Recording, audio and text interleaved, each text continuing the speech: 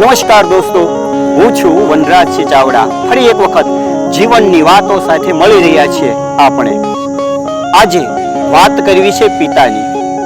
પિતાનું જીવનમાં ખૂબ મહત્વ છે અને એ પિતા ઉપર ઘણી બધી ગુજરાતી સાહિત્યમાં કવિતાઓ લખાયેલી છે. એમાં હમણાં છેલ્લે જ રાજભા ગઢવી, ગુજરાતના સમર્થ સાહિત્યકાર, લેખક, કવિ, જેમણે પોતાના પિતાના અવસાન સમયે પોતે કવિતાની રચના કરી, એક ગઝલ રચી જે પોતાના પિતા ઉપર આધારિત હતી. પિતાને સંબોધિત કરતી એક કાવ્ય, એક કવિતા અદ્ભુત છે અને એ મારે આજે રજૂ કરવી છે પિતાના મહત્વ સાથે. એમાં રાજભાઈએ લખ્યું છે કે ઉપાધિ કોઈ તું કરમાં, હજુ હું બાપ બેઠો છું. ઉપાધિ કોઈ તું કરમાં, હજુ હું બાપ બેઠો છું. જગતમાં કોઈથી ડરમાં, હજી હું બાપ બેઠો છું. વાહ! જ્યાં સુધી બાપ હોય ને ત્યાં સુધી કોઈ પણ પરિસ્થિતિની ક્યારેય ઉપાધિ પોતાના સંતાનોને પોતાનો પિતા કરવા નથી દેતો. જગતનો કોઈ ડર છે ને એ ડર પોતાના સંતાનોને ક્યારેય સતાપવા નથી દેતો.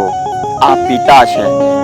આગળ રાજભાઈએ કહ્યું છે કે તારા સંતાપ ખંભે લઈ, તારા સંતાપ ખંભે લઈ, જગતના તાપ ખંભે લઈ, તારા સંતાપ ખંભે લઈ, જગતના તાપ ખંભે લઈ, ફેંકી દઉં સાત સમંદરમાં, હજી હું બાપ બેઠો છું.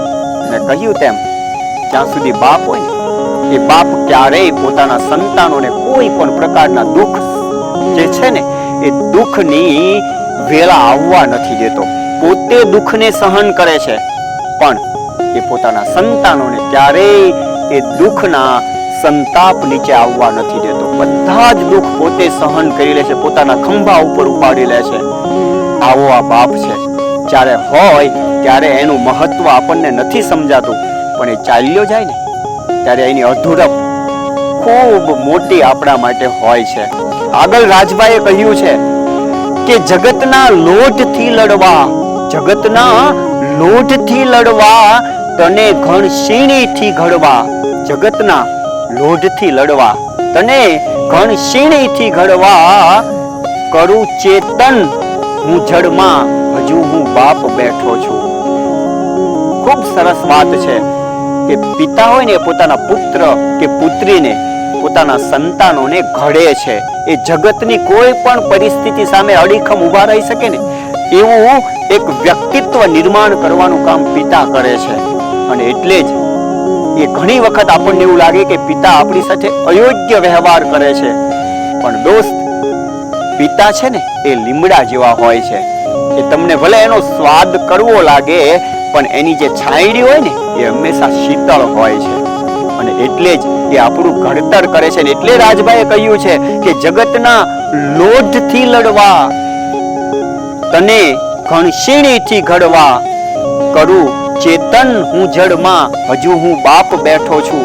આગળ કહે છે કે તું કે સઘળું તારું, તું કે એ સઘળું તારું, કહે તો આભને ઉતારું. તારા હાટું આ ઘરમાં, હજુ હું બાપ બેઠો છું.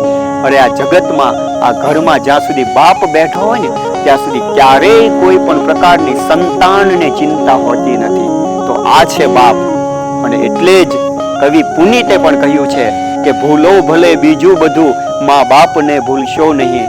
જ્યાં સુધી એ આપણી વચ્ચે છે ને ત્યાં સુધી એને પૂજી લેજો. પણ અહીંથી પરમધામમાં ગયા પછી ગમે તેટલા એને પૂછશો ને તો એનાથી કશું જ નથી મળવાનું. અને આપણા શાસ્ત્રોએ કહ્યું છે માત્ર દેવો ભવ, પિતૃ દેવો ભવ. બસ એ જ પરંપરામાં ચાલીએ. એ સાથે ફરી મળીશું આવા જ વિડીયો સાથે જીવનની વાતોમાં.